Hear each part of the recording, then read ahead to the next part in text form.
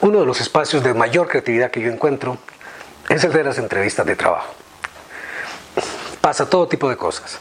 Y lo que debería resultar en un momento de mucho aprendizaje para las partes, en el cual el individuo distingue el sabor, el color, el alma de una organización para decidir ser parte de ella, en algunas ocasiones termina convirtiéndose en un momento, digamos, poco memorable.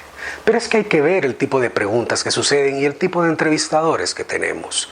Algunas de las preguntas vienen siendo parecidas a las de estos cuestionarios de algunos países en los que para los cuales te dan para pedir visa. En estos formularios aparecen preguntas del tipo: ¿usted está pensando realizar algún acto delictivo en nuestro país? Me cuesta imaginar a alguien que diga que sí. Pues bien, algo parecido sucede en algunas entrevistas de trabajo. Y yo diría que la experiencia tiene que ver con 3 ingredientes, 2 fundamentales, porque el tercero es el candidato. Y este es inocente. Pero digamos, por un lado está quien te entrevista y por otro lado, las preguntas que nos hacen. Yo diría que para empezar hay un problema de expectativas. Resulta que tenemos este individuo que tiene varios meses de no tener trabajo, hay cosas que necesita pagar, cada día que pasa sus ahorros bajan y su sentido de urgencia aumenta.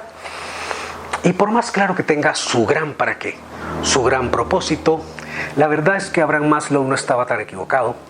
Y si hay cosas que pagar, la creatividad también aumenta. La necesidad es una de las madres de la creatividad. Y las entrevistas de trabajo pueden ser un espacio para que tu creatividad aflore. En este escenario tenemos un individuo que busca trabajo, que tiene expectativas y necesidades diferentes a aquel que te hace la entrevista.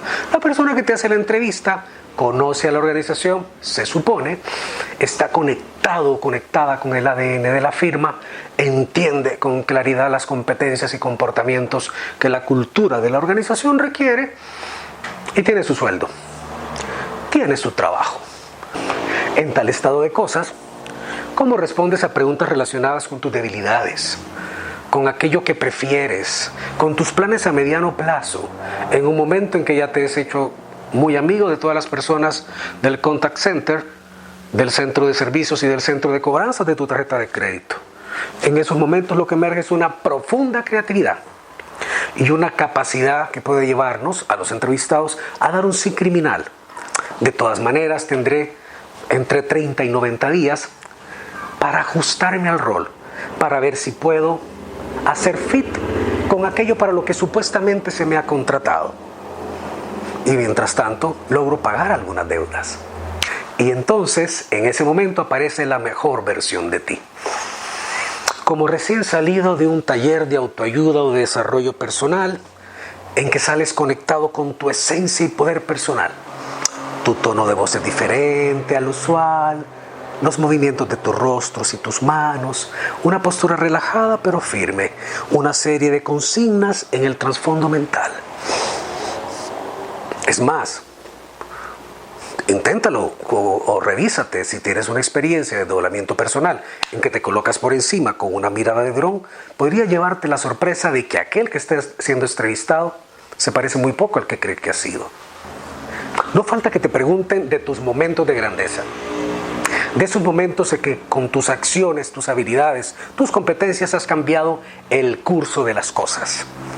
Esos momentos en que tus competencias y habilidades, tus valores se muestran al máximo esplendor. Y ahí me aparecen algunas dudas, algunas preguntas, porque la verdad no termino de entender si se hacen estas preguntas desde el asombro y la curiosidad para conocer tus mejores momentos, o se hacen un poco para reconocer que esta emoción, lo que te emociona, lo hacen para reconocer tu capacidad de articulación, o acaso para interpretar la veracidad de tu relato. Sería bueno que nos digan, cuando nos entrevistan, el para qué de esas preguntas.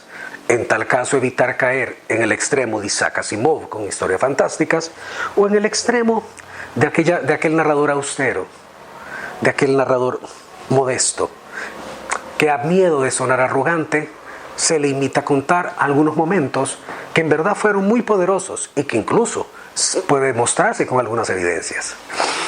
Y claro, estas preguntas pueden llegar a ser disparadores de tu imaginación, de tu creatividad, o sumirte en un momento de gran profundidad en el que dejas de pensar que estás en una entrevista de trabajo y te dan deseo de irte al diván porque estás como en una conversación, en una sesión con un psicoanalista. Y claro, eso depende mucho de tu entrevistador. Los entrevistadores son especiales y hay todo tipo de entrevistadores. Ya, tenemos, por ejemplo, al entrevistador que te cede el control, aparentemente. Este entrevistador hace una pregunta por aquí, una pregunta por allá, y te deja el espacio. Yo recuerdo que en una ocasión, frente a ese escenario, tomé la decisión de procurar hacer rapport con el silencio de este individuo. Y no funcionó. Cada cierto tiempo lanzaba una nueva pregunta y observaba, o al menos parecía observar. Lo interesante era que al final de la conversación me agradecía la entrevista, me agradecía lo bueno que había estado, me agradecía que había sido un diálogo muy provechoso. Este tipo de entrevistas me llevan a mí a considerar la palabra diálogo y la expresión y el fenómeno del conversar desde otra perspectiva. También los hay el entrevistador psicólogo coach. Este que te hace esas preguntas que de verdad deseas salir corriendo de la entrevista o irte al diván. Ese que te pregunta de cuáles son tus más grandes temores. ¿De qué manera se manifiestan tus temores? ¿Cuáles son los efectos de tus temores en tus relaciones? ¿De dónde vienen? ¿Cuál ha sido la historia de estos en las organizaciones que has estado? ¿Cómo lidias tú con ellos?